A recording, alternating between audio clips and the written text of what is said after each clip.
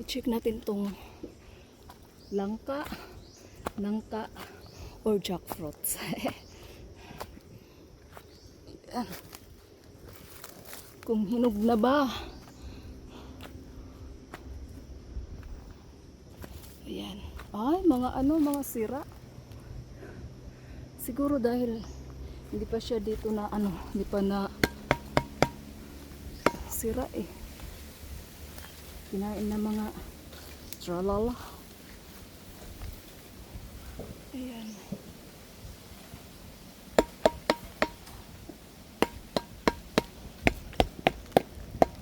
Mga sira. Oh, sayang. Mga sira mga day, mga sira. Ay, hindi maganda. Mahangin.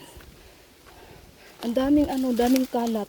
So yung mga tinanim kong kasaba nung last kong magpunta dito ay ayan na. Ayan. Nabuhay na sila.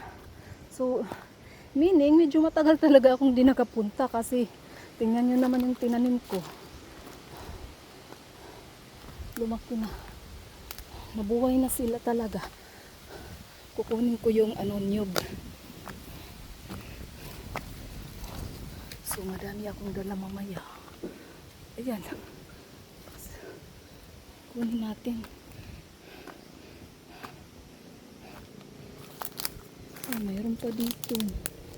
Yung mga nahulog. Kukunin ko dahil sa amin naman to. Hindi naman to sa doon, lagay natin doon. Hindi ako kukuha pag hindi sa amin. Ito sa amin talaga. Sa amin to, kaya kukunin ko. Ay.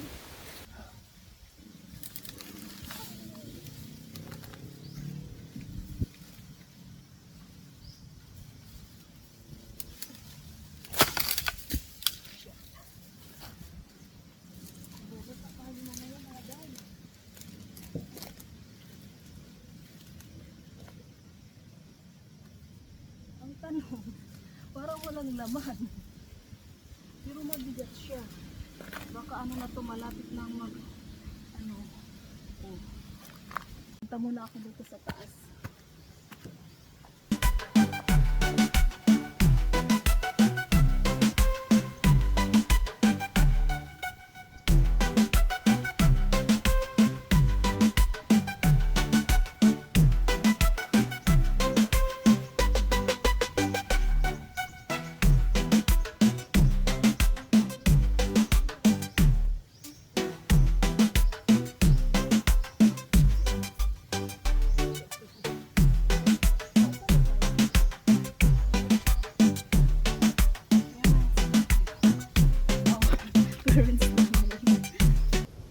Yung kamuti na tinanim ko dati, lalaki na, nakaagapang na siya. So, tsaka yung mga kamuting kahoy na tinanim ko, tumubo na talaga siya. Ito pa, buhay na siya, nakagapang na pataas. Ano to? Beans. So matagal talaga. Ay, nabunot ko day. Nabunot ko mga day. Sayang. Ano ba yan?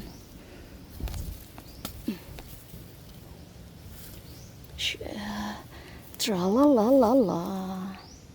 Yan. Kailangan kong linisan yan. Saan pa? Tsaka ito yung tanim ni Bunso na okra. Hindi maganda yung niya, tubo. Ayun nabuhay na yung mga beans, kaso kailangan linisin. Yung mga namin, yung mga gabi, mga tanim ko na mga gabi, malalaki na. Tsaka yung mga saging pala, mga buhay na din. Mga tinanim ko.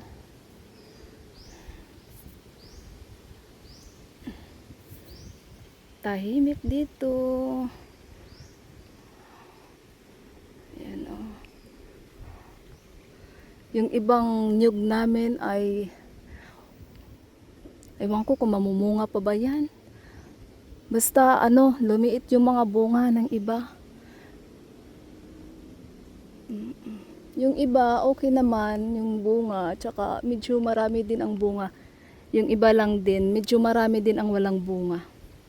Pero ayos lang. Ganyan talaga. So mga day, ito yung sinasabi ko. Nyog! Oh, maliit na. Pero may laman. Oh, see? May laman.